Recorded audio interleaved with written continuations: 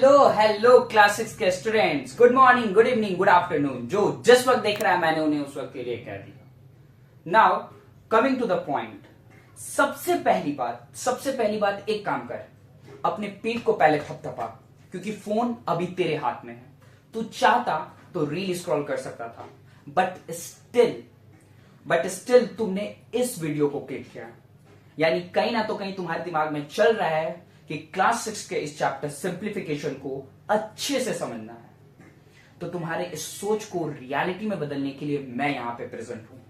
तो अब सीधी बात करते हैं, नो बकवास। तुम्हारे टाइम को मैं वेस्ट नहीं करना चाहता हूं, तो लेट्स स्टार्ट द चैप्टर।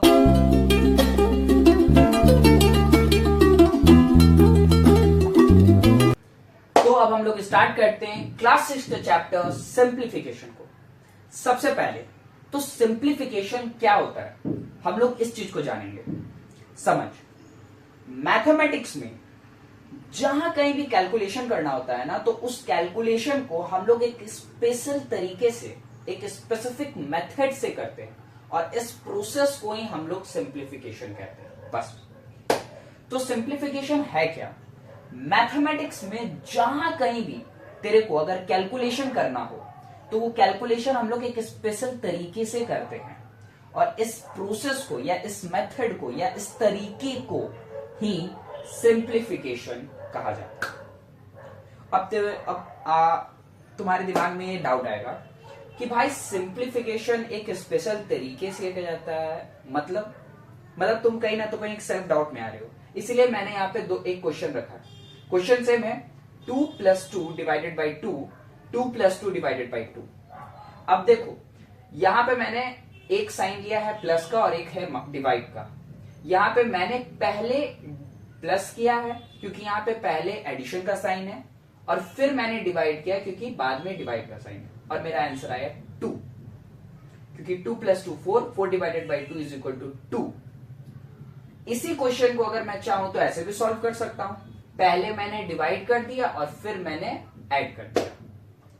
अब तुम गौर से एक चीज को देख रहे होगे कि यहां पे हमारा आंसर आ रहा है 2 और यहां पे हमारा आंसर आ रहा है 3, जबकि क्वेश्चन है सेम। तो यहां पे डिफरेंस क्या हुआ? डिफरेंस यहां पे हम लोग के प्रोसेस में हुआ। यहां पे मैंने पहले ऐड किया, बाद में डिवाइड किया। यहां पे मैंने पहले डिवाइड किया, बाद में ऐड किया। तो कौन सा आंसर सही है? 3 सही है या 2 सही है? इस चीज का जवाब तुम्हें अगले कुछ मिनट्स में खुद मिल जाएगा। तो एक चीज तो समझ में आ गया कि सिंप्लीफिकेशन क्या होता है। मैथमेटिक्स में जहां कहीं कैलकुलेशन करना हो, हम उस कैलकुलेशन को एक स्पेसिफिक तरीके से करते हैं, मतलब एक स्पेसिफिक मेथड से करते हैं, और उस मेथड को हम लोग सिंप्लीफिकेशन कहते हैं। पहला कॉन्सेप्ट समझ में आ गया। क्या है ये सिंप्लीफिकेशन? एक प्रोसेस, जिस प्रोसेस से हम कैलकुलेशन करते हैं, उस प्रोसेस का नाम है सिंप्लीफिकेशन। ठीक है। दूसरा कॉन्सेप्ट कि सिंप्लीफिकेशन का इस्तेमाल कहां कहां मैथमेटिक्स में होता है। तो मैथमेटिक्स में चाहे अलजेब्रा हो, चाहे ट्रिग्नोमेट्री हो, चाहे ज्योमेट्री। मुझे पता है कुछ बातें तुम्हारे दिमाग में अभी समझ नहीं आ रही होगी, बट इतना समझ लो कि मैथमेटिक्स में जहां कहीं भी तुम्हें कैलकुलेशन करना हो ना, वहां पे तुम्हें एक स्पेसिफिक तरीके से कैलकुलेशन करना होता है, और उस तरीके को हम लोग सिंप्लीफिकेशन करते हैं। यानी कि मैथमेटिक्स में जहां कहीं भी तुम्हें कैलकुलेशन करना है ना, वहां पे तुम्हें सिंप्लीफिकेशन को दिमाग में रखना पड़ेगा। अब देख लो, ये कैलकुलेशन ही तो है, लेकिन आंसर वेरी कर रहा है। क्यों? क्योंकि दोनों के प्रोसेस अलग अलग हैं। लेकिन किसका प्रोसेस सही माना जाता है मैथमेटिक्स में, वो हम लोग समझेंगे।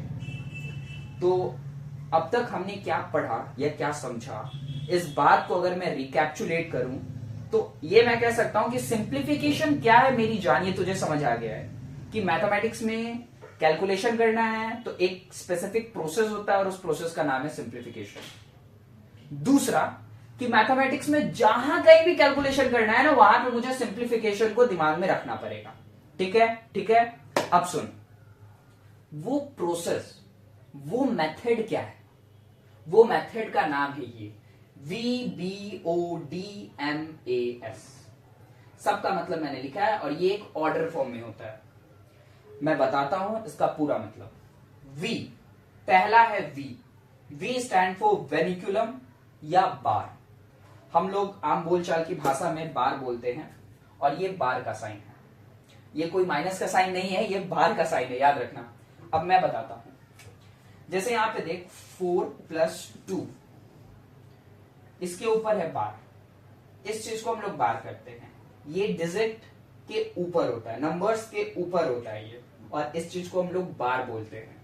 ठीक है, ये कॉमनली इसका नेम हो गया बार, लेकिन हम लोग वेनिकुलम भी इसको बोलते हैं। ठीक है, बार का मतलब क्या हुआ कि अगर एक्सप्रेशन में जहां कहीं भी तुमको बार दिख जाए, सबसे पहले उसका काम करना है। मुझे पता है अभी दिक्कत हो रहा होगा, समझने में भी डाउट हो रहा होगा, बट हाँ, कुछ मिनट्स बाद जब मैं क्वेश्चंस को सॉल्व करूंगा ना, तो तुम्हें समझ आ जाएगा। फिर आता है दूसरा letter B. B stands for bracket. Bracket को फर्दर 3 पार्ट्स में बांटा गया है, 3 कैटेगरीज में। पहला ये है ब्रैकेट, इसका नाम है स्मॉल ब्रैकेट। कई बार इसे राउंड ब्रैकेट भी कहते हैं और कई बार पैरेंथेसिस भी कहते हैं। अब इतना नाम याद रखने का जरूरत है। देखो, अगर तुम कॉम्पिटिटिव लेवल में इस चीज को देखोगे, कॉम्पिटिटिव पॉइंट ऑफ व्यू से, जैसे कि for example in case of olympiad, तो ओलंपियाड में अगर क्वेश्चन आ रहा है और अगर तुम्हें मान लो क्वेश्चन पूछा गया है इस चीज से रिलेटेड, तो तुम्हें वहां पे राउंड ब्रैकेट की जगह पैरेंथेसिस भी वर्ड यूज किया जा सकता है। तुम्हें लिख दिया जाएगा कि which of the following is a sign of parenthesis, और ऐसे कुछ साइन दिए जाएंगे। तो वहां पे तुमने पढ़ा है कि भाई ये तो साइन है स्मॉल ब्रैकेट का, पैरेंथेसिस क्या होता है। इसीलिए आपको दूसरे नाम भी जानना जरूरी है। बट अगर तुम स्कूल के पॉइंट ऑफ व्यू से पढ़ रहे हो कि हाँ स्कूल में मेरा अच्छा खासा नंबर आ जाए, तो उस पॉइंट ऑफ व्यू से स्मॉल ब्रैकेट ही जानो, कोई बात नहीं।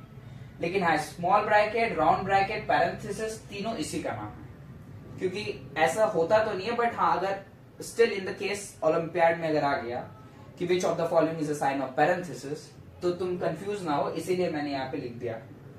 फिर दूसरा आता है ब्रेसेस, जिसे हम लोग कर्ली ब्रैकेट भी बोलते हैं, जो ये है।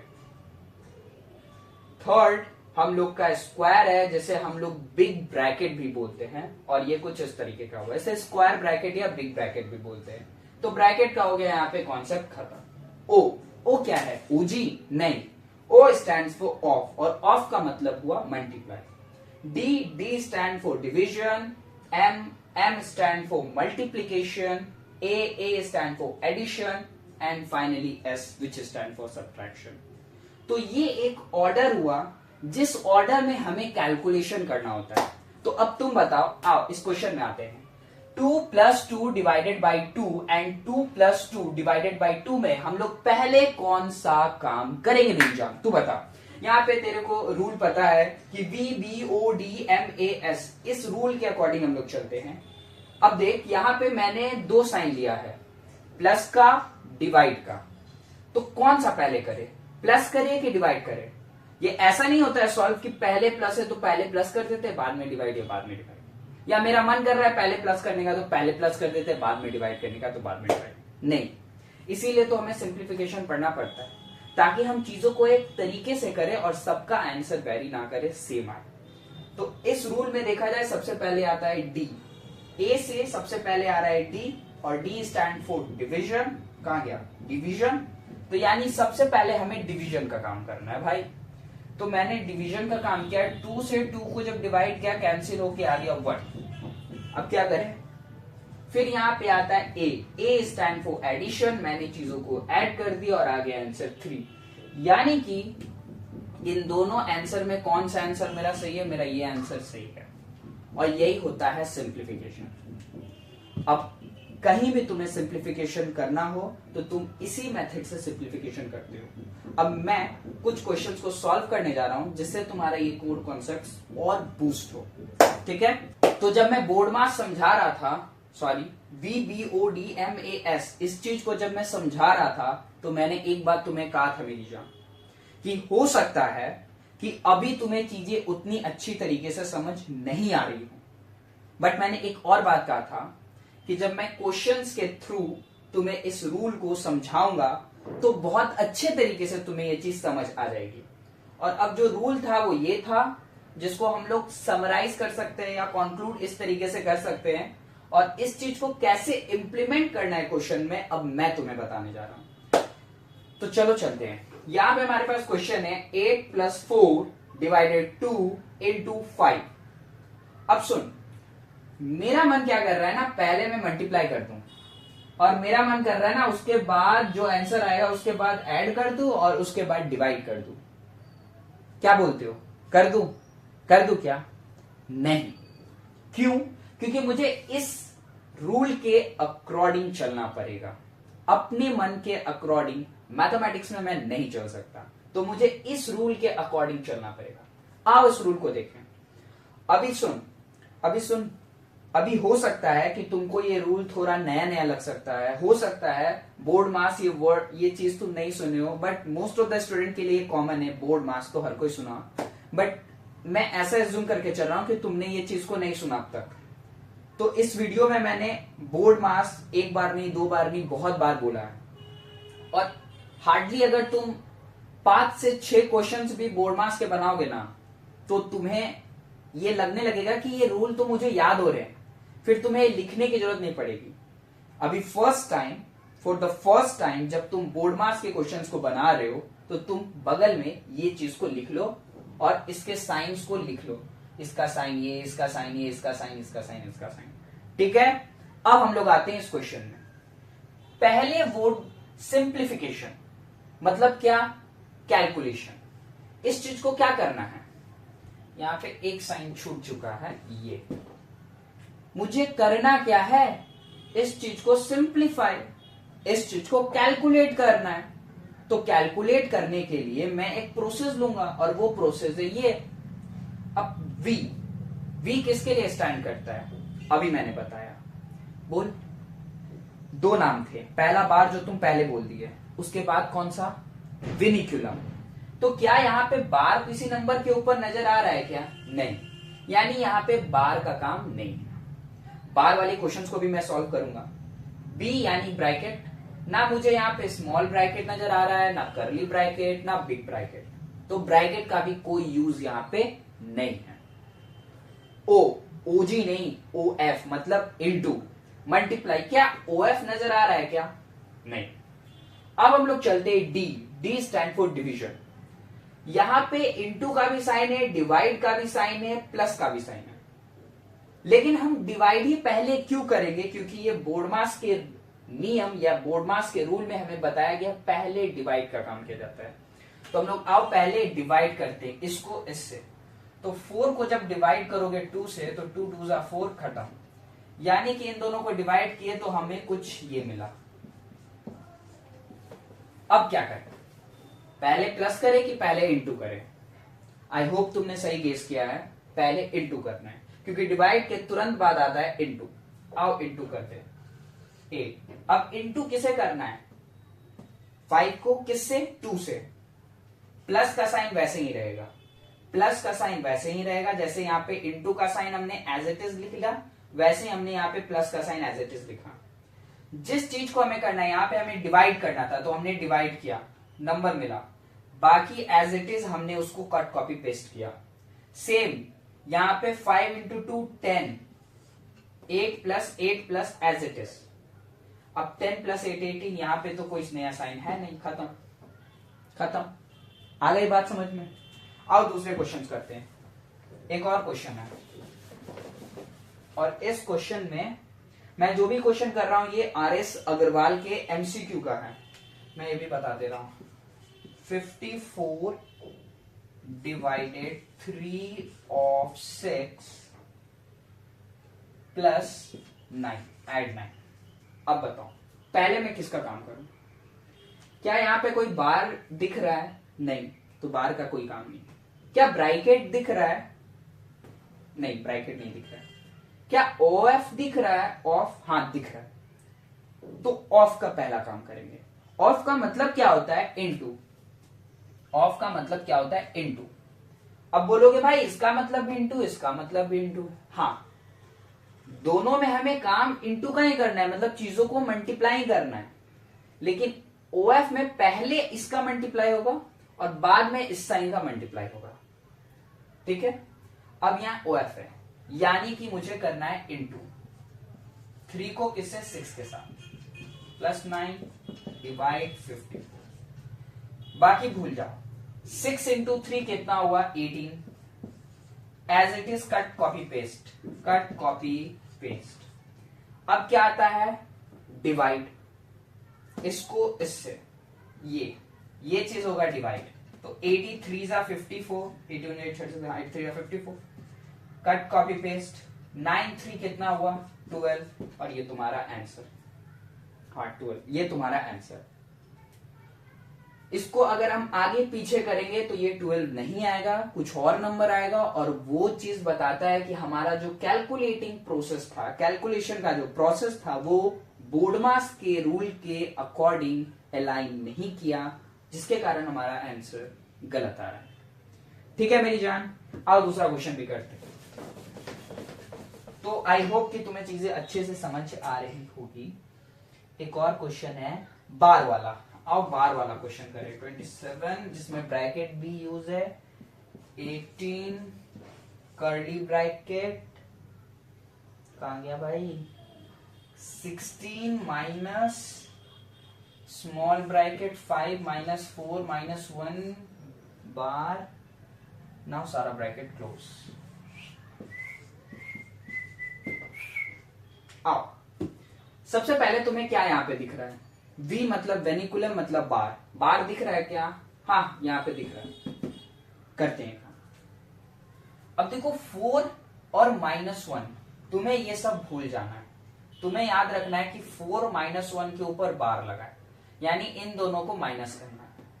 क्या आएगा, 4 में 1 गया तो 3 आएगा, तो इसको as it is cut copy paste, 27 minus 18 curly bracket 16, मेरे साथ बोलते जाओगे तो ब्रैकेट के नेम्स भी याद होते जाएंगे। Small bracket 5 minus 3, small bracket close, curly bracket close, big bracket close. ठीक है, अब तुम्हें क्या दिख रहा है, small bracket, curly bracket, big bracket, तीनों ब्रैकेट यहां पे हैं। पहले किस ब्रैकेट का काम करेंगे, तो पहले हम लोग स्मॉल ब्रैकेट के अंदर का काम करेंगे।